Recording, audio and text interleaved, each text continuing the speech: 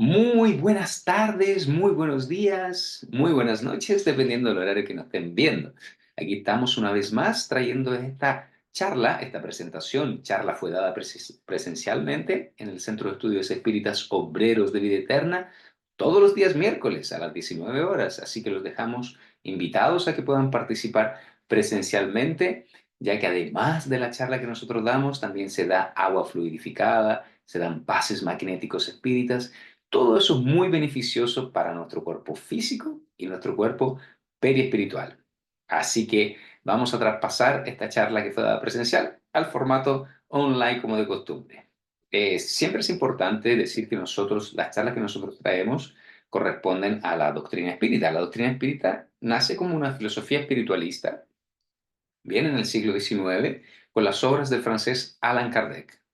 Y las bases del espiritismo radican en la reencarnación, en la creencia y en la existencia de Dios, así como la comunicación con los espíritus. Bien, vamos a tratar entonces este tema tan interesante que es el perdón. Todos necesitamos pedir perdón o todos necesitamos que nos perdonen. ¿Y qué es lo que nos dice la Real Academia Española con respecto al perdón? Se define como la acción de remitir deuda, ofensa, falta, delito u otra cosa, lo cual implica liberar a alguien de una culpa o deuda. A medida que nosotros vayamos avanzando con nuestra charla, nos vamos a dar cuenta que finalmente nosotros no vamos a liberar a la persona, sino que nos vamos a liberar nosotros mismos. Eso es importante que quede claro. Entonces, podríamos decir que el perdón es un proceso emocional y psicológico en el cual una persona elige liberar los sentimientos negativos, como el resentimiento, la ira, relacionados con una ofensa, sea cual sea el nivel de daño percibido.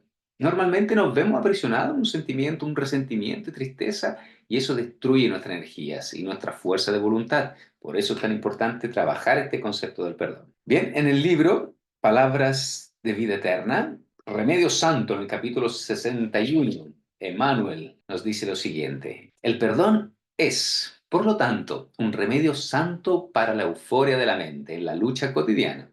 Así como no debes conservar desechos e infecciones en el cuerpo, no mantengas aversión ni rencor en tu propia alma. Perdona a quienes te molesten, perdona a quienes te hieran. Perdona ahora, hoy y mañana, incondicionalmente. Recuerda que todas las criaturas llevan consigo las imperfecciones y debilidades que les son propias. Al igual que nosotros, aún desajustados, llevamos también las nuestras. Aquí es importante saber que nosotros somos seres falibles, ¿no? Estamos lejos de la perfección y eso lo tuvimos viendo mucho en la charla anterior, en el concepto de culpa, cómo trabajar la culpa. Así que si no han visto esa charla, también les recomiendo porque esta charla está hilada con esta. Primero, la culpa, nosotros identificamos la culpa, la tratamos como lo que es una señalizadora y después pasamos a los procesos siguientes. Y entre este proceso, el más importante es el perdón y el autoperdón.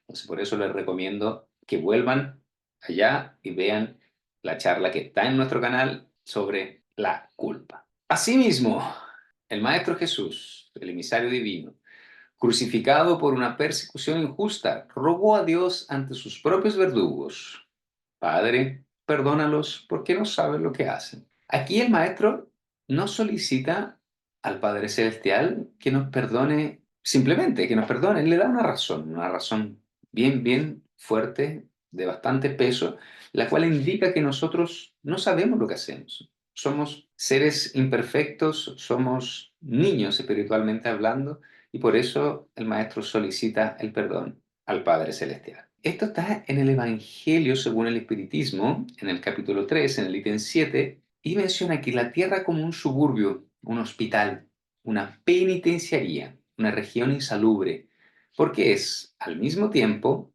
todo eso, y se comprenderá porque las aflicciones dominan sobre las alegrías. Si bien este no es el tema que nosotros tratamos hoy, pero nosotros sabemos por la doctrina espírita que existen categorías de mundos habitados, ¿no? Entonces existen 5 categorías, en la cual tenemos la primera categoría, que son los mundos primitivos, pruebas y expiación, regeneración, mundos felices y mundos celestes.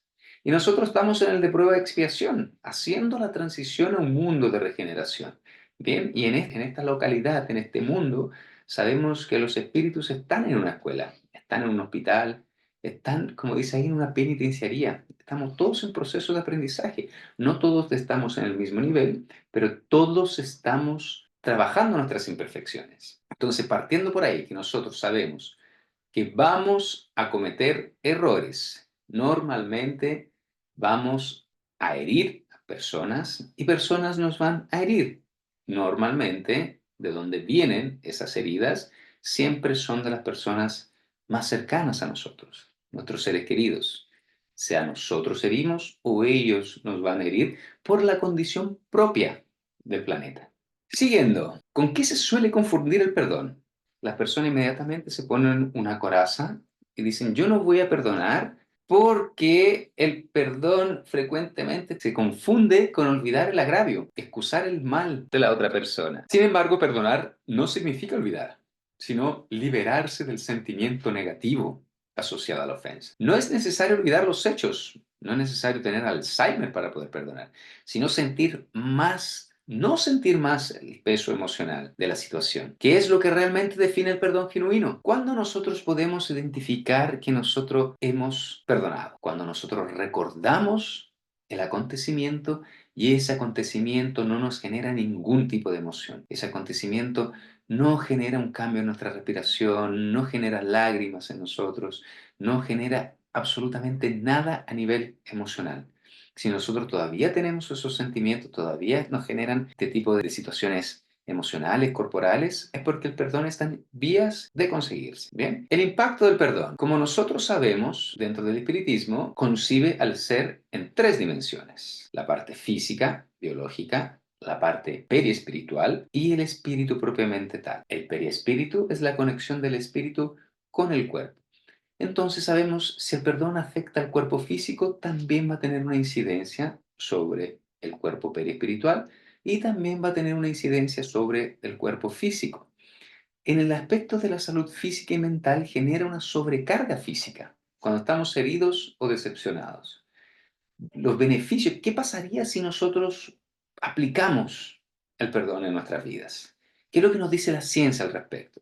El acto de perdonar puede reducir el riesgo de un ataque cardíaco, mejora el sueño, mejora los niveles de colesterol y la presión arterial, ayuda a reducir la ansiedad, la depresión, el estrés e incluso el dolor. Sabemos que a nivel de cuerpo físico tenemos un número bastante grande de beneficios sobre la salud. Y el perdón como medicina emocional también produce un efecto calmante y apaciguador. Te hace sentir bien contigo mismo y contribuye al bienestar general del cuerpo. ¿Cuáles son las objeciones que surgen en nuestra cabeza cada vez que nosotros vamos a aplicar el perdón? Temor a que la otra persona quede impune. Ya lo dijimos anteriormente. Nosotros pensamos que esa persona va a quedar liberada, que no se va a hacer cargo del error que cometió. Entonces es como si sintiéramos que estamos exonerando a esa persona, permitiendo que siga sin asumir sus responsabilidades. La mentalidad de víctima. Este es un punto bastante importante porque nosotros, cuando nos sentimos víctima, sentimos que merecemos la culpa de lo que nos hicieron. Las personas que se ven como una víctima se ven siempre pequeños, se ven disminuidos. Bien. Dificultad para dejar ir el resentimiento.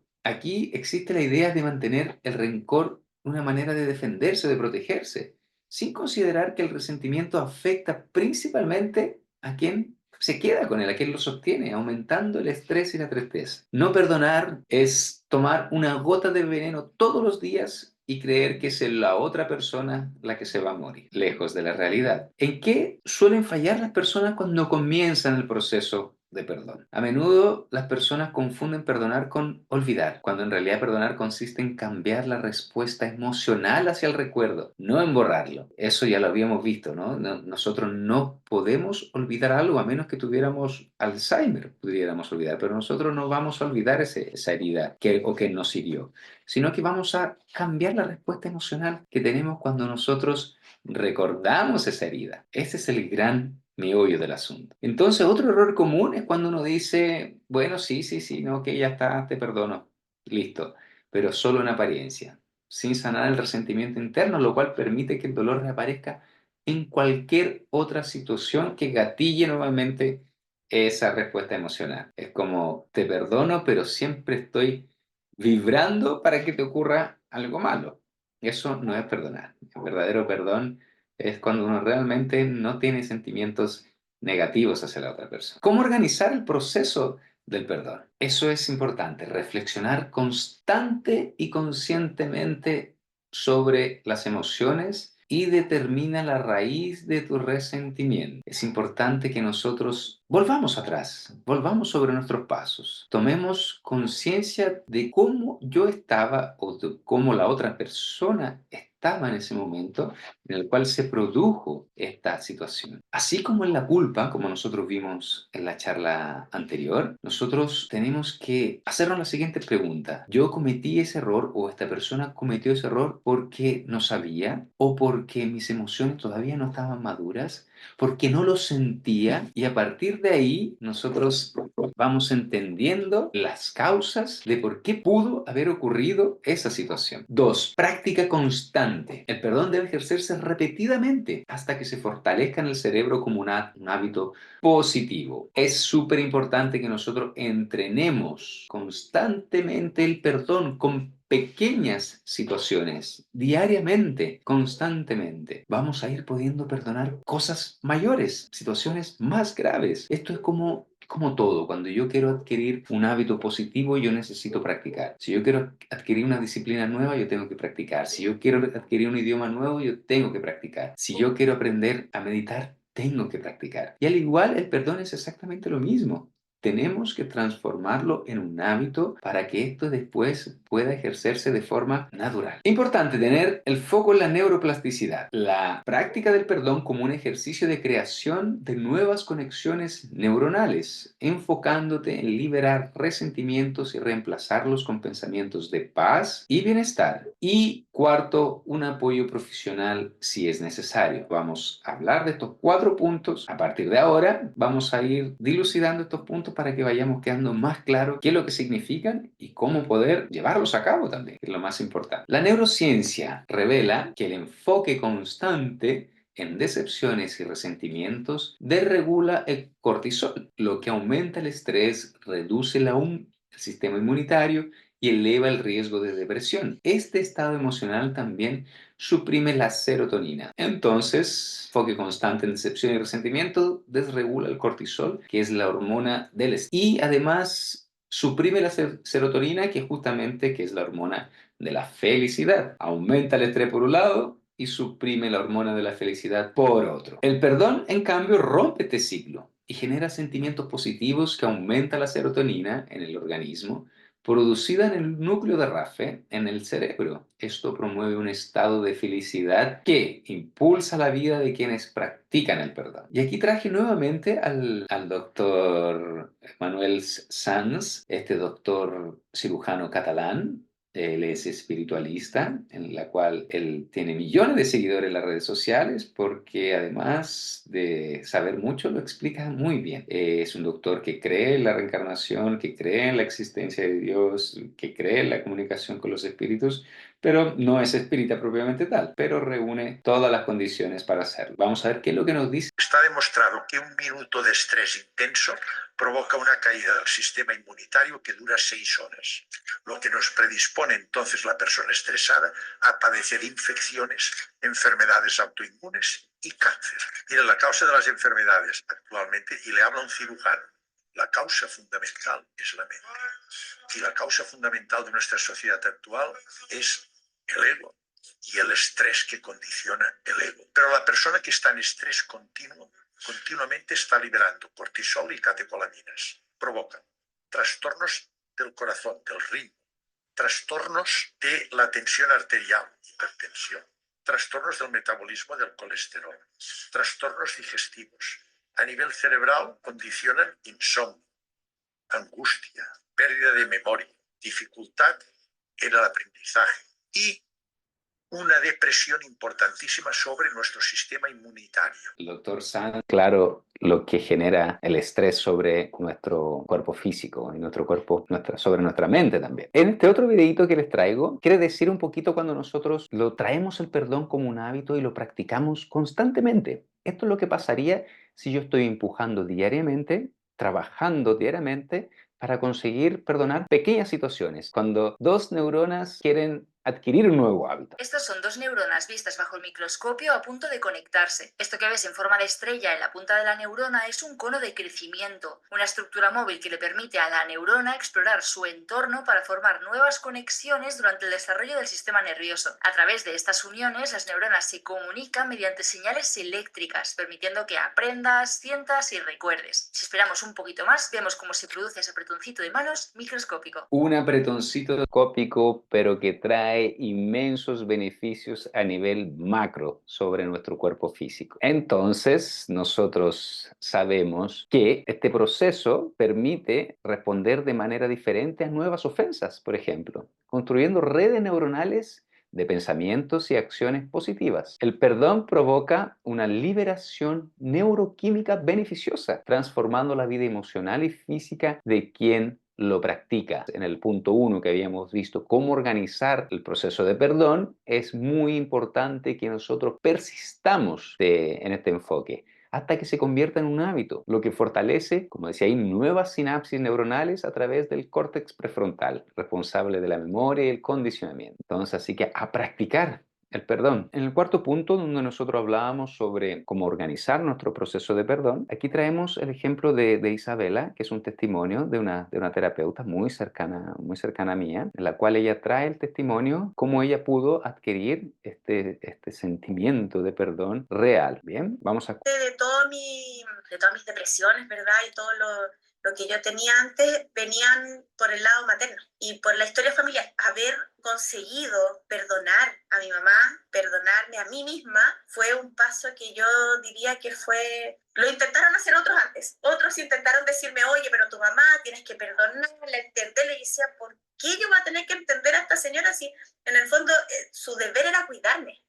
Y no me cuidó, no lo hizo, ¿por qué yo voy a tener que entenderla a ella? Entonces fue muy, muy gratificante y edificante llegar a entender que en realidad sí tenía que perdonarla, pero entender por qué, entender de dónde venía eso. Entonces yo te diría que ese tema, haber sanado el árbol de mi mamá y desde mi papá, fue de lo más poderoso que pude realizar, porque me llevó a entender a mi mamá, me llevó a que el último tiempo de su vida yo pudiera expresarle mi amor y mi cariño, mi gratitud hacia ella, mi respeto y mi admiración hacia ella por todo lo que ella también pasó porque yo estuviera acá.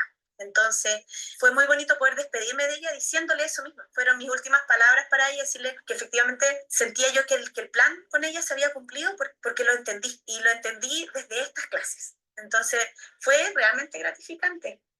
Ahora sí como que me emociono porque ya han pasado 2 años desde que mi mamá partió. Es realmente emocionante escuchar a Isabela, su testimonio, porque realmente ella dice que lo intentó otras veces. Otros terapeutas lo habían intentado. Todos le decían que ella debía perdonar, pero ella no sabía cómo hacerlo. Cómo ella podía sentir realmente, genuinamente, ese sentimiento de perdón. Y bueno, y a partir de esta terapia a la cual ella fue sometida, ella logró sentir el perdón porque se puso en el lugar de su mamá. Ella sintió, experimentó todo. Ella sintió y experimentó su madre había vivido en ese entonces. Y eso es lo que hacen muchas terapias. Nosotros nos ponen en el lugar de nuestros padres o nos ponen en el lugar de la persona en el cual no, cometió un error con nosotros. Nosotros muchas veces solamente vemos la parte externa, pero no sabemos qué es lo que esa persona está pasando a nivel emocional, cuáles son sus luchas, cuáles son sus renuncias que está teniendo en ese momento. Yo, por mi parte, yo también pasé por una terapia pseudo regresiva porque llegué solamente al vientre materno. Y en ese entonces yo logré sentir todo lo que vivía mi madre en ese momento, todo el estrés, todo el agobio, toda la angustia que ella estaba viviendo. en ese proceso de embarazo causado por factores externos, causado por los problemas de relaciones que tenía en ese momento. Entonces, finalmente uno se pone en los zapatos de esa persona, entiende su vivencia, su historia, sus padres, sus abuelos, cómo fueron, y finalmente uno empieza a entender un poquito, empieza como a ponerse en los zapatos de esa persona. Y eso nos va dando un entendimiento mucho más grande al respecto.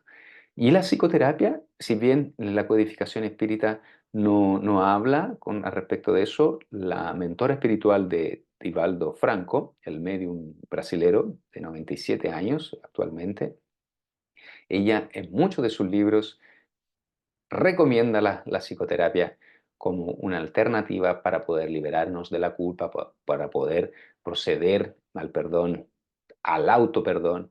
Entonces es muy importante esta declaración de Isabela. Además, también ese día en la charla surgieron otras personas en la cual habían entendido o habían pasado por ese mismo proceso que pasó Isabela, poniéndose en el lugar de sus padres, poniéndose, entendiendo por qué sus padres habían actuado como habían actuado, por un proceso de psicoterapia. Surgieron historias muy interesantes, muy emotivas también.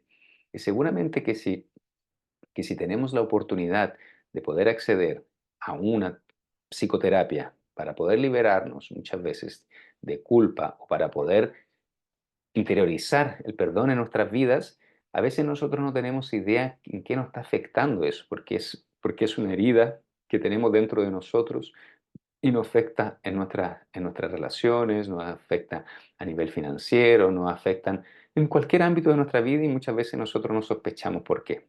Entonces, muy importante la psicoterapia para proceder al perdón.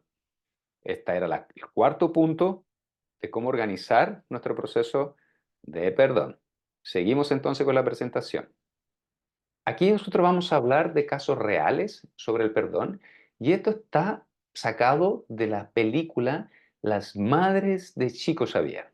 Bien, son tres historias de madres que pasan procesos muy dolorosos en su jornada y cómo éstas pudieron ir sanando estas causas por parte del conocimiento, del autoconocimiento y también de nuestro querido y consolador espiritismo. La primera historia, nosotros vamos a hablar de la muerte de un niño Rangel de 3 años tras un accidente con su niñera. Esto ocurrió en el año 1983. La niñera sale a comprar, lleva al niño en la bicicleta, sentadito en el asiento para transportar niños. Llega al local, va, compra y al volver, subirse, ella tropieza y esta bicicleta se cae y el niñito se pega en la cabeza. Este niñito, esto fue el viernes y el lunes a las 7 de la mañana tiene una primera convulsión de bebé y a las 10 de la mañana este bebé fallece. Y la niñera entra en un ciclo de culpabilidad muy grande. Ella constantemente le decía a la señora Celia que ella había matado a su hijo, que ella había asesinado, matado, que se sentía completamente culpable de lo que había ocurrido. Y Celia Diniz, es espírita de nacimiento, más de 30 años en la doctrina espírita. Su familia conocía a Francisco Cándido Xavier, a Chico Xavier, el medium brasilero. Entonces ella tenía un entendimiento muy, muy grande con respecto a la muerte. Entonces hasta que un día llegó y le dijo, tú eres la culpable de la caída de mi hijo, no eres responsable por la muerte de él.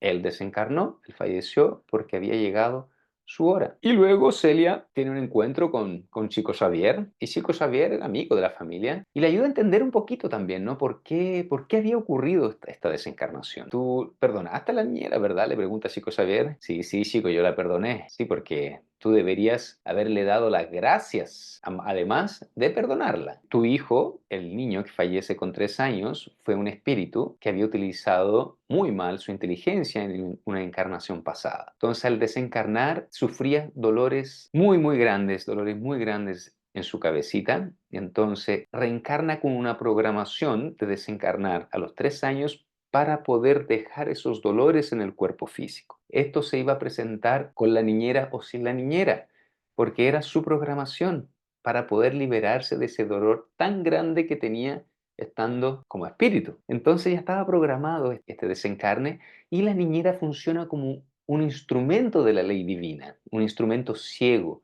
Y por eso Chico Xavier dice, tú deberías haberle dado las gracias, porque ni tú ni tu marido hubieran soportado tremendo dolor de que se hubiera caído de vuestros brazos. Entonces, por eso le dice que deberían haberle dado las gracias a la niñera. A veces nosotros creemos que estamos haciendo mucho con perdonar, pero cuando en realidad esos instrumentos ciegos de la ley están allí, por su parte, rescatando algo. Es decir, la niñera también rescata una parte, pero rescatan algo de un pasado equivocado y realmente tendrán que rendir sus cuentas de ese escándalo que trajeron al mundo, pero que a la vez nos están liberando. ¿Cuántas veces nosotros creemos que nos ha pasado algo malo, que alguna situación que nos atinge es algo desagradable, malo, que va contra toda nuestra idea de prosperidad, y después nos damos cuenta que finalmente eso fue un salvavidas que nos liberó de algo mucho peor? ¿Qué no ha ocurrido que identifica una traición y finalmente termina la relación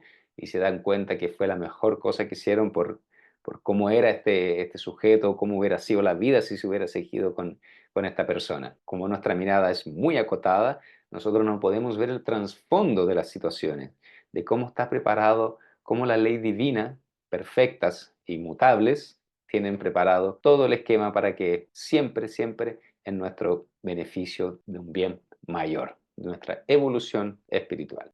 Aquí hay un video de 2 minutitos, no tuve tiempo de traducirlo, la verdad, pero yo se lo voy a ir traduciendo simultáneamente, un video cortito.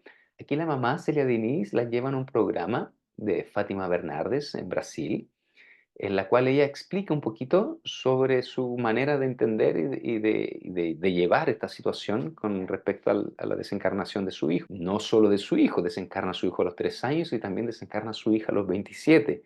Y veamos cómo esta madre espírita reacciona ante estos eventos. A Célia Diniz, a Célia está aqui, ela hoje preside um centro espírita, foi criada na doutrina espírita desde sempre e passou por uma grande prova, que é a perda de 2 dos 3 filhos que ela teve.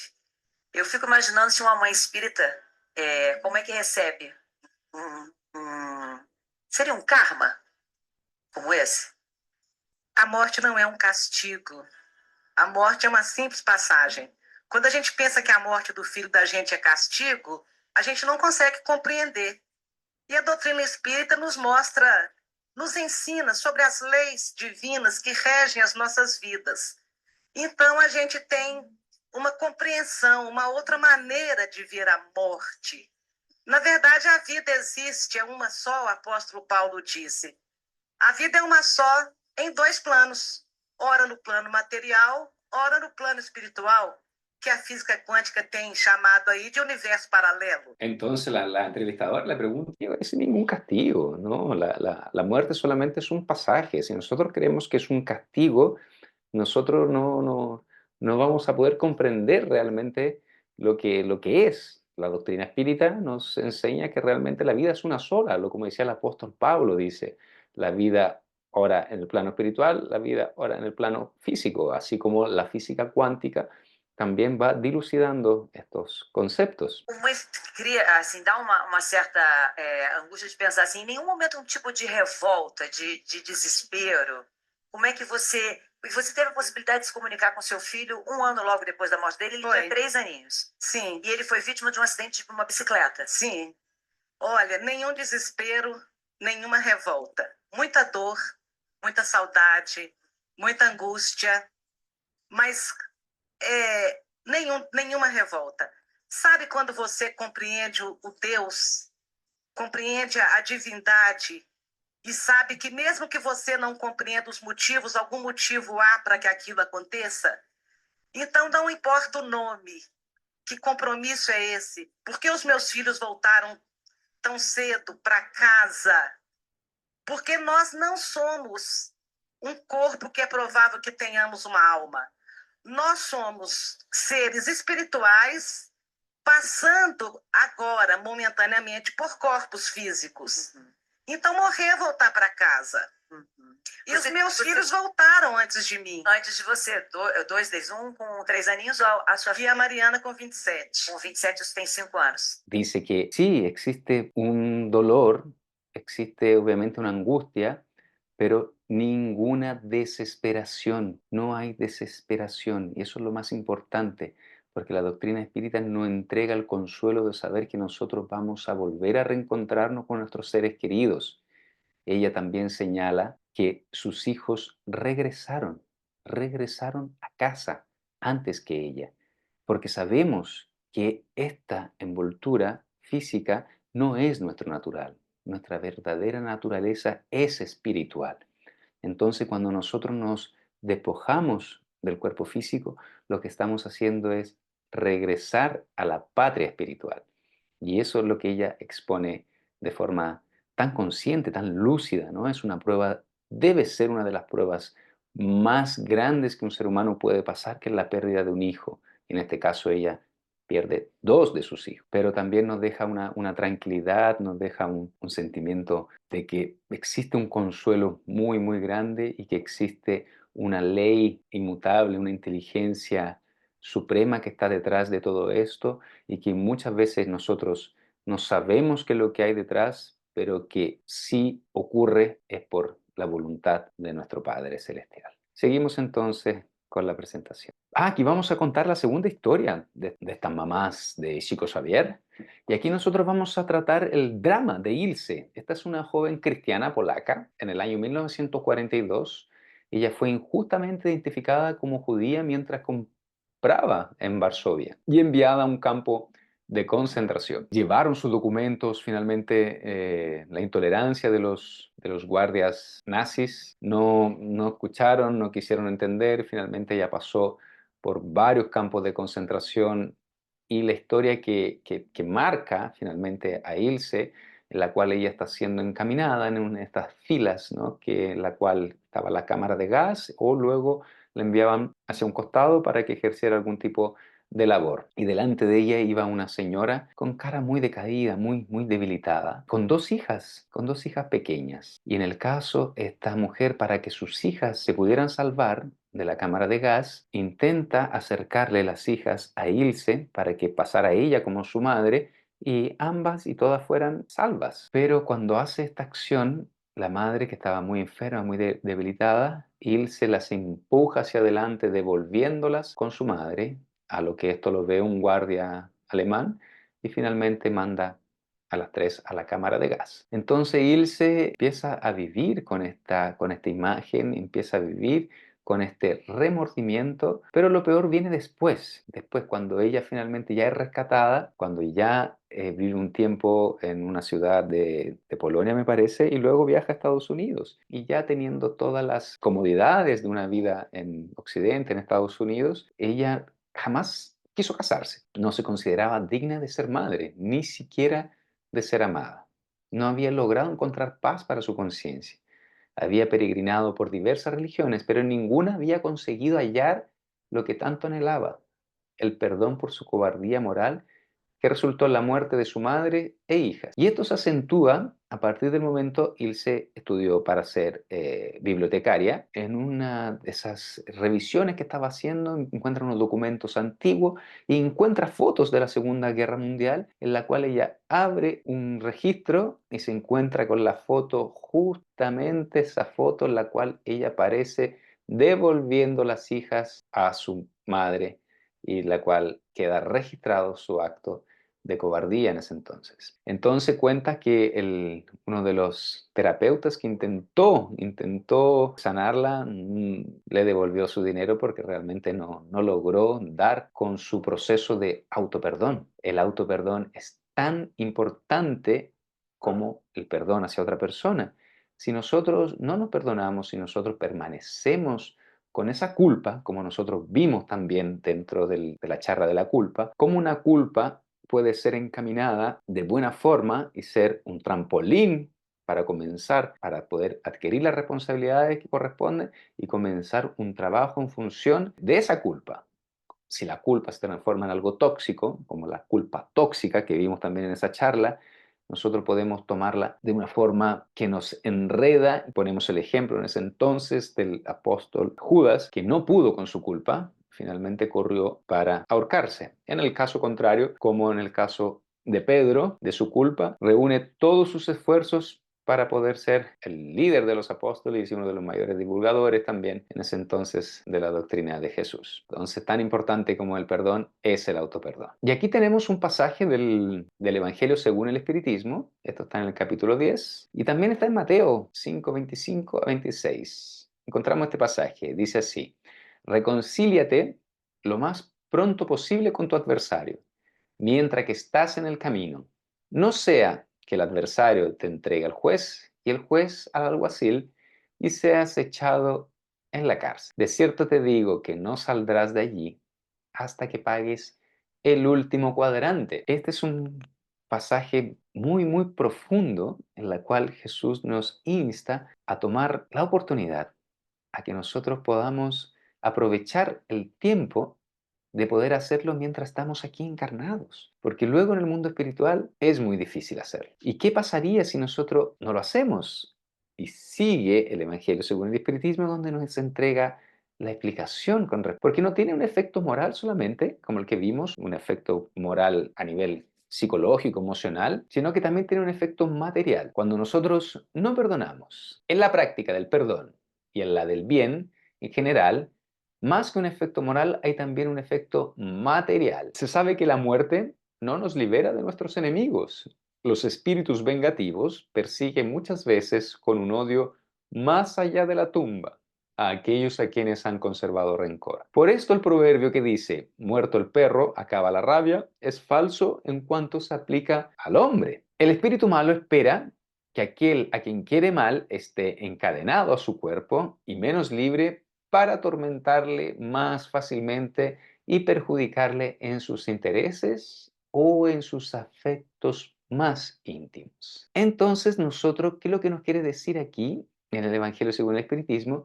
Que nosotros, si no perdonamos o si tenemos un enemigo, este enemigo aprovecha que nosotros estemos encarnados para atormentarnos en nuestros intereses, en nuestros afectos más íntimos. Es lo que nosotros en la doctrina espírita le llamamos la obsesión. Es la acción persistente de un espíritu sobre un encarnado.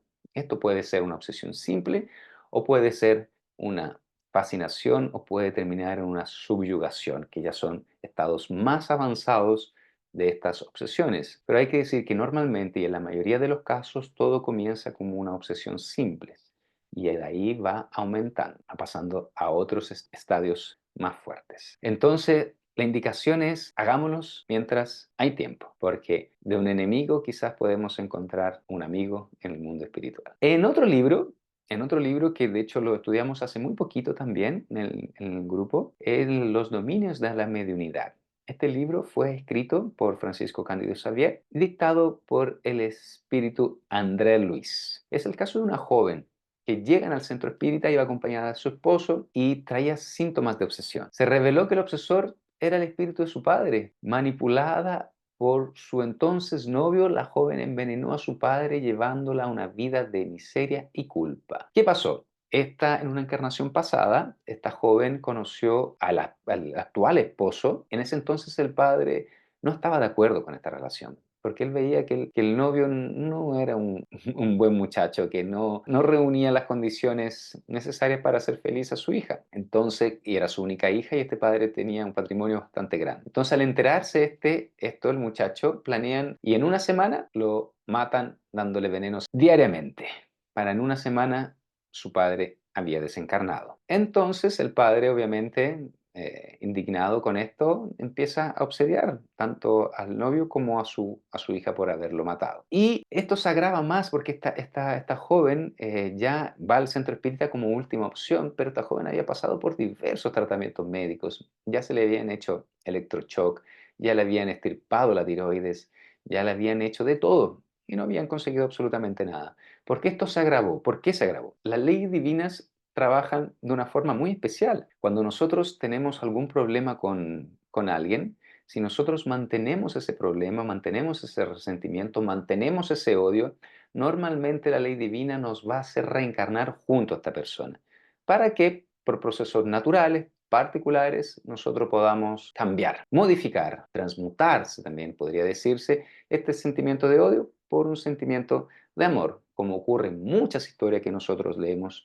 de los libros espíritas, que muchas veces la víctima trae al y viceversa. Entonces, si nosotros queremos volver a reencarnar con alguien, ódielo bastante, porque lo más probable es que vaya a reencarnar en su misma familia. O peor todavía, que usted vaya a reencarnar a la familia de él.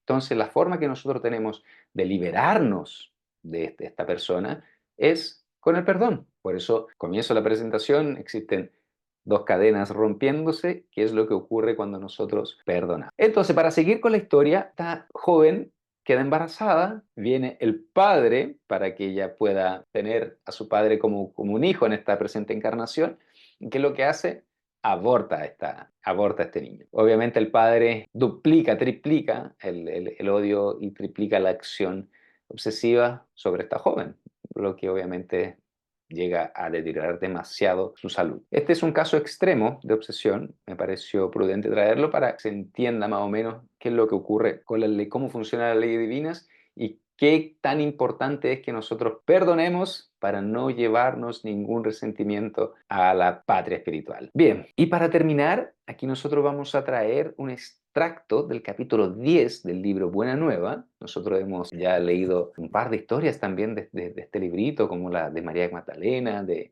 Bartolomé. Y en este caso aquí extraemos este capítulo 10, en la cual Jesús tiene una conversa con sus apóstoles, en la cual Él da tips y enseñanzas ahí para que ellos puedan practicar el perdón. ¿Por qué? ¿Por qué ocurre esto? Porque nosotros sabemos que Jesús vino en una época donde no se conocía esta palabra prácticamente. Tenemos que pensar que en Occidente, en Israel, en la Palestina, no existía el perdón hace 2000 años atrás. Si bien esta palabra existía o se conocía el perdón en Oriente, hace más de 5000 años por los Vedas, incluso hay una frase que se le atribuye a Buda, pero que viene de los Vedas, dice, sé como el sándalo que perfuma el hacha que lo hiere, haciendo alusión sobre el perdón. Entonces nosotros sabemos que existen dos venas religiosas, una que es la vena abrahámica y la otra la vena de los Vedas. Las abrahámicas tenemos el judaísmo, el islamismo y el cristianismo. Todas son monoteístas. Y en la Casa de Oriente, todas las otras doctrinas religiosas que ya conocían el perdón. Pero en el caso de estas, solo llegan con la llegada de Jesús. Entonces, entender que los apóstoles, ante una afrenta, ante una agresión, la respuesta era otra agresión por las leyes que traía Moisés, que era el ojo por ojo, diente por diente, encontrarse con esta nueva forma de reacción o este nuevo concepto de reacción, para ellos era bastante nuevo y tanto para ellos como para nosotros, bastante difícil de aplicarlo en la vida cotidiana, tanto hacia nosotros como hacia los demás. Entonces aquí lo que va diciendo Jesús con respecto al perdón es muy interesante. Vamos a empezar entonces. Esta conversa que se va a generar con los apóstoles viene porque había muchas críticas de Jesús, ¿no? Jesús se dice que no curó a muchos porque poco creían en él, haciendo alusión a Nazaret, donde él había crecido. Entonces, él llega a Nazaret y aquí recibe muchas críticas porque finalmente creían que Jesús, y yo lo conocemos a Jesús, el hijo de María, el hermano de José, entonces, y ahora viene de Mesías. En los evangelios dice que no hizo muchos milagros porque no creían en él. Finalmente pueden imaginarse cómo lo trataban finalmente, ¿no? No, yo sé que tú no me vas a curar, no, a mí no me no me vas a hacer volver a ver. Entonces ya iban con una predisposición. Entonces en esta época se movía Jesús, ¿no? Muchos creían que era un agitador político, otros creían que era un hechicero poco común, o sea, que era un hechicero, pero que hacía cosas bastante interesantes, por eso era poco común, que era un siervo del espíritu del mal, que el espíritu del mal lo había tomado. Lo comparaban con la ley de Moisés, decían que era un contrario a nuestras tradiciones, que blasfemaba con respecto a las leyes de Moisés. Decían que Jesús estaba al servicio de otros reinos que querían invadir Galilea y otros que era un traidor que finalmente quería hacerse famoso para luego poder apuñalar a Herodes. Dentro de este contexto, entonces, vienen los apóstoles cuando escuchan todo este tipo de calumnias finalmente sobre Jesús. Quieren partir para la agresión, quieren agredir a estas personas y ¿qué es lo que hace Jesús? Finalmente se retira y no dice absolutamente nada. Entonces ellos quedan indignados. ¿Por qué no reaccionaste? ¿Por qué no hiciste algo? ¿Por qué no respondiste? Y aquí comienzan las enseñanzas de Jesús al respecto. Vamos allá. La lección número 1 dice, ¿por qué no te defendiste? Aquí los más eufóricos eran Felipe y Pedro. ¿Por qué no te defendiste, maestro? Y responde el maestro, no hay nada más valioso que defenderse con nuestras propias acciones. Aquí las palabras versus las actitudes, siempre las actitudes son las que van a ganar. Porque si respondemos con palabras, van a ser solo palabras. Pero si nosotros respondemos con nuestro trabajo, con nuestras acciones, eso va a tener un poder mucho más grande. Entonces, esto es en todos los ámbitos. Si en el trabajo tengo problemas, pues responde con tus actitudes. Si en la casa tienes conflictos, responde con tus acciones. Si en el centro espírita tienes conflictos, responde con tus actitudes. Finalmente, es una moneda mucho más valiosa que las palabras, nuestro trabajo, nuestras actitudes. Lección número 2. Si él no se defendió, dice Felipe, yo sí respondí, yo lo ataqué, lo reconozco, lo hice. Yo respondí y lo ataqué. ¿Qué es lo que le dice Jesús? Solo podemos decir aquello de lo que el corazón puede dar fe, Felipe, a través de actos sinceros. Finalmente, nosotros no podemos tener una actitud siendo que nuestro corazón vibra en otra sintonía, en otra frecuencia. Tengo que ser coherente, que es lo que dice mi corazón, a lo que yo puedo expresar a través de actos sinceros. No saco nada con querer decir algo si mis actos no coinciden con lo que estoy diciendo. Lección número 3. Dice ahí Pedro, es inadmisible que no reconozcan el trabajo que usted hace, maestros, el cual no merece crítica de nadie.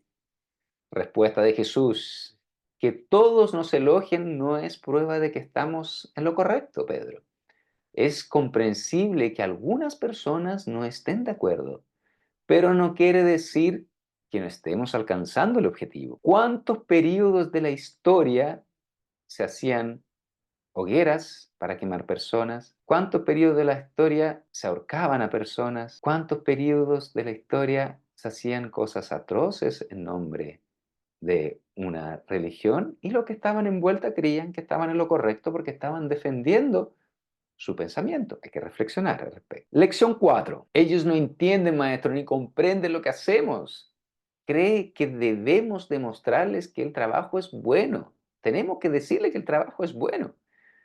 Y responde Jesús, no estamos aquí para convencer a otros de que nuestro trabajo es bueno. Nuestro propósito es servir a Dios y no perder el tiempo intentando convencer a alguien a quien no le ha llegado su momento. Entonces, cuando nosotros por críticas, por censuras, por alguna afrenta, nosotros abandonamos el trabajo, es porque todavía nosotros no hemos comprendido para quién estamos trabajando. Nuestro trabajo no está dirigido a los hombres, nosotros servimos a Dios, quiere decir Jesús. Y aquí recuerdo también a Francisco Cándido Xavier. Él con 21 años psicografió Parnaso más allá de la tumba. Es un libro de poemas con escritores muy renombrados, poetas muy renombrados en Brasil. Entonces la lluvia de críticas que él recibió en ese entonces con 21 años era para hacer que cualquier persona desistiera del cometido. Si él hubiera desistido, hubiéramos perdido un legado inmenso, inconmensurable de conocimiento que trajo Francisco Cándido Xavier. Lección número 5. Pero maestro, lo que nos propone es muy difícil. ¿Usted quiere que perdone a esos hombres si son hombres malos? ¿Cómo los voy a perdonar? Responde Jesús, el perdón se ofrece con espontaneidad, sacando toda la tinta de resentimiento para liberarnos de esas historias en las que estamos enredados. Entonces aquí un poquito más de lo que venimos hablando durante la charla, ¿no? El trabajar constantemente perdonando procesos menos dolorosos para poder ir perdonando procesos más dolorosos, tornarlo como un hábito para que realmente este perdón ocurra de forma espontánea, no que te obliguen y no forzando un perdón superficial, porque va a volver a resurgir. Entonces, un trabajo gradual, se va logrando de a poco. Lección número 6. Discípulos, no puedo perdonar a ese hombre violento. Si lo perdono, me acuchilla, me agrede y viene y me hace daño. Pedro, perdón con prudencia. Perdonar no significa dejar de ser prudentes. No excluye la necesidad de estar atentos y protegernos. Perdonar no significa que ellos sean inocentes. Perdona, pero permanece vigilante frente a aquellos que puedan representar un peligro. Mira qué importante esto, porque nosotros creemos que perdonar era exonerar a la persona de su culpa, y esto no significa que ellos sean inocentes. Ellos van a tener que dar cuenta con sus propias acciones. Si yo perdono, tengo que tener cierta vigilancia, cierta prudencia. Nosotros no podemos confiar en alguien que nos traicionó, volver a estar de abrazo, de amiguito, de beso, porque sabemos que nos puede volver a traicionar. Pero el perdón es algo completamente distinto a tener esa prudencia. Es importante perdonar, sí, pero vigilantes y prudentes siempre. Lección número 7. Pedro le pregunta, ¿le voy a dar mi perdón si ni siquiera se ha arrepentido? Imagínate si nosotros tuviéramos que esperar que el personaje se arrepintiera para que nosotros te tuviéramos que dar el perdón. Si nosotros esperamos eso, nos enfermamos mucho antes estamos enfermos. El perdón no depende del arrepentimiento del otro. No necesitamos que el otro se arrepienta. Es muy importante eso. No necesitamos que la otra persona se arrepienta del error que cometió para que nosotros podamos perdonar. Jesús nos enseña un perdón sin condiciones, que no espera el arrepentimiento del otro para ser efectivo. Va a tener el efecto positivo sobre nosotros independiente, completamente aparte de lo que el otro todavía piense o sienta. Lección número 8. Felipe dice, pero Señor, estos hombres son endurecidos, sin propósitos, criminales, se burlan, son personas malas. No tienen sentido perdonar a los malos, maestro. Felipe, si ni siquiera tú has construido el reino de Dios dentro de ti, ¿cómo quieres juzgar a los demás si aún no has alcanzado esa elevación en tu propia alma? Finalmente, el mensaje aquí de Jesús es, todos estamos en proceso de perfeccionamiento.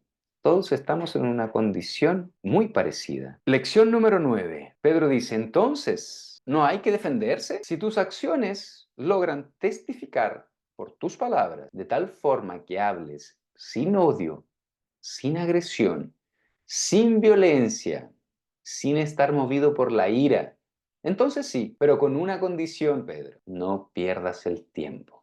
Y no insistas. Qué importante es eso, no perder el tiempo. No tirarse horas queriendo convencer a alguien. Sabemos que no ha llegado su momento todavía.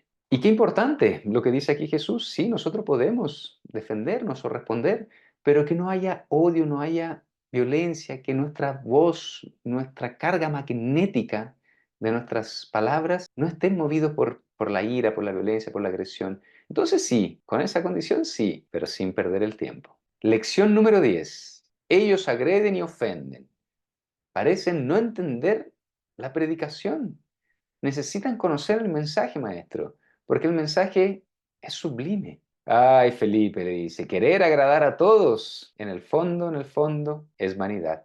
Si el Mesías ya había vencido las imperfecciones humanas, la vanidad no era una característica de él. Sabemos que nunca vamos a poder agradar a todos, y eso él lo sabía. Para ir terminando, para ir finalizando, 6 consecuencias de la falta del perdón. Sabemos, por lo que vimos anteriormente, las consecuencias en el cuerpo físico. Nos enferma físicamente, nos enferma psicológicamente, nos amargamos. Desestabilización emocional. Por estar mirando hacia atrás, perdemos el foco en el presente. Ganas una obsesión espiritual tremenda, una perturbación espiritual a causa del odio y del resentimiento. La persona reencarna en tu hogar, es la próxima existencia. Entonces, si queremos volver a nacer, a reencarnar junto a esta persona que nos hirió, mantengámonos en odio a esa persona. Seguro que vamos a volver a reencarnar en nuestra misma familia. Lo peor, como decía antes, nosotros ir a encarnar en la familia de él, solos, ni siquiera la nuestra, que vamos a tener espíritus afines. Entonces, queridos amigos, sé que es un trabajo difícil, es una acción persistente, continua, poder trabajar el perdón tanto hacia nosotros mismos como hacia los demás, pero es algo que se consigue. Así que el llamado es ese, a trabajar el perdón y el autoperdón. Muchas gracias y nos vemos en la próxima charla o presencialmente los días miércoles a las 19 horas. Hasta luego.